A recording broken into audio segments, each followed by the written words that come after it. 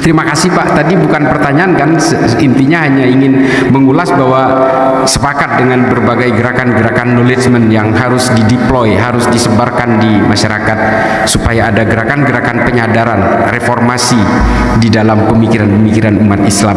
Kadang-kadang kita tidak bisa mengukur kompromi orang dalam soal keimanan Pak, tapi percayalah Pak, semua gerakan-gerakan ideologi transnasional hari ini yang ada di Indonesia itu semua ada uangnya Pak.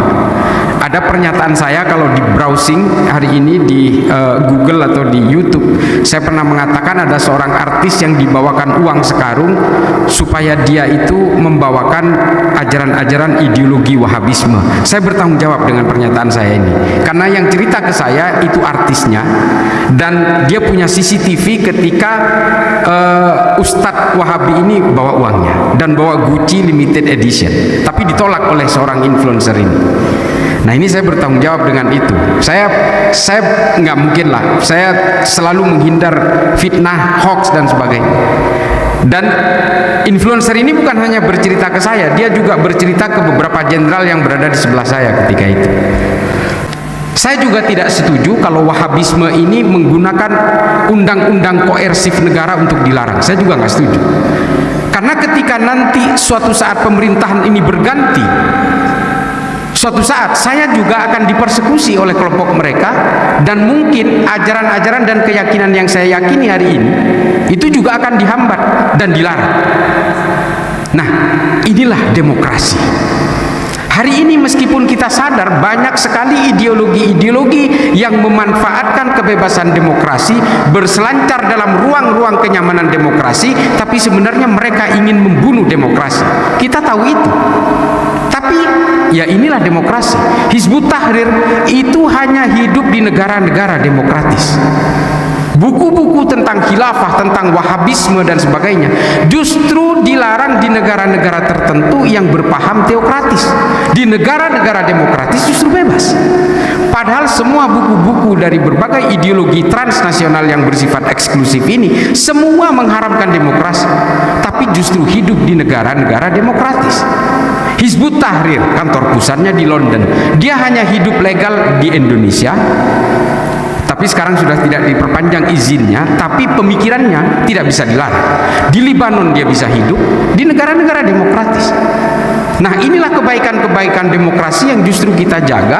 Yang ada kemudian hari ini adalah bukan justru membakar bukunya, melarang bukunya, tapi kita harus bertempur dalam tataran pemikirannya. Boleh Al-Quran dibakar di Belgia, mereka hanya membakar kertas yang dicetak, tapi ayat-ayatnya kan tidak bisa dimusnahkan. Sama, analoginya sama persis dengan buku-buku.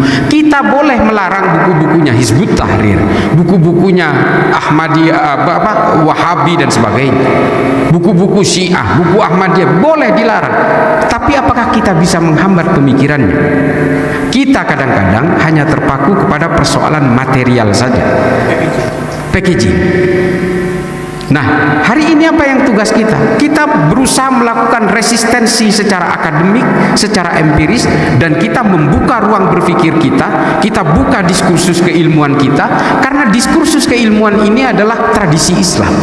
Dan kita kehilangan tradisi-tradisi itu. Hari ini ketika kita berbeda pandangan dengan orang lain, kita dianggap murtad, fasik, kafir, dan sebagainya. Dulu sah-sah saja. Perdebatan-perdebatan antara berbagai kelompok-kelompok pemikir, bahkan Rumi dan Tabrizi itu sempat berdebat, padahal mereka ini satu barisan. Fihi ma fihi itu adalah jawaban-jawaban dari berbagai gugatan Tabrizi kepada Rumi. Ini keren sekali, dan itu hilang hari ini. Silahkan beredar bukunya, tapi kita lawan dengan pemikiran-pemikiran yang empiris, historik, dan akademis. Jadi gini, ini ceritanya sebenarnya panjang. Kalau kita mau berbicara tentang Islam, Mandi Junub ini sebenarnya tradisinya orang jahiliyah. Ini jelas secara historik. Orang jahiliyah itu dulu setelah berhubungan badan ini dianggap sebagai pekerjaan menyimpang, ini pekerjaan setan, lalu mereka itu mandi wajib, harus membasahi semuanya. Dan tradisi ini dipertahankan oleh Islam. mandi junub.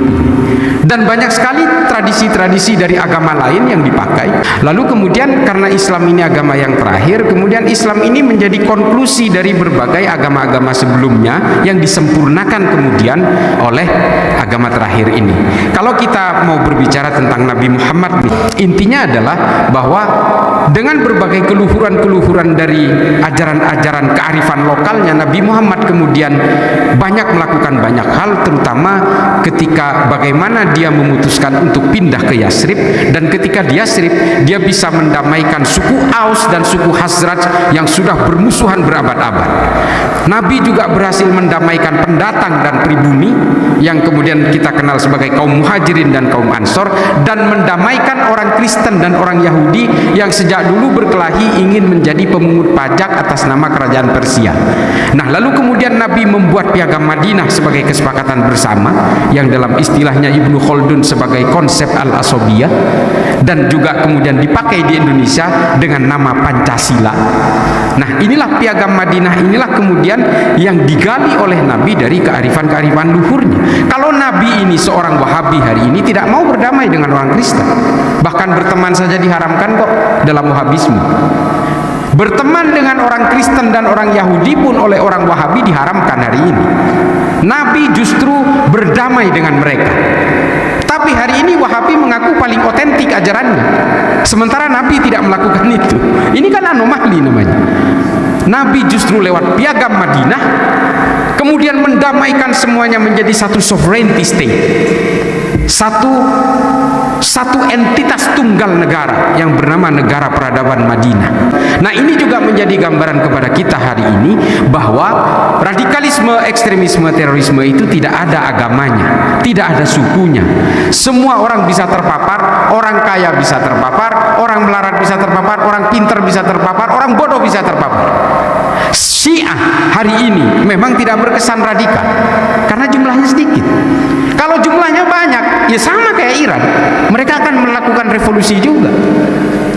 Wahabi di sini, kelompok Wahabi di sini, karena jumlahnya masih sedikit, sama, mereka sudah melakukan upaya revolusi berkali-kali, menteror kita berkali-kali.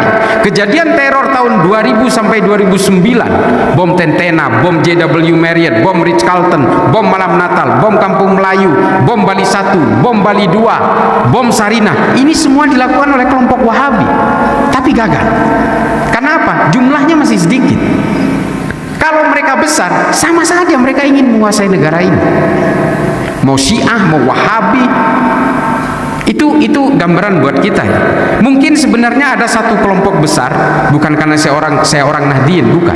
Ada satu kelompok besar yang sebenarnya bisa saja menguasai negara ini dan memberontak ke negara ini, tapi tidak pernah dilakukan.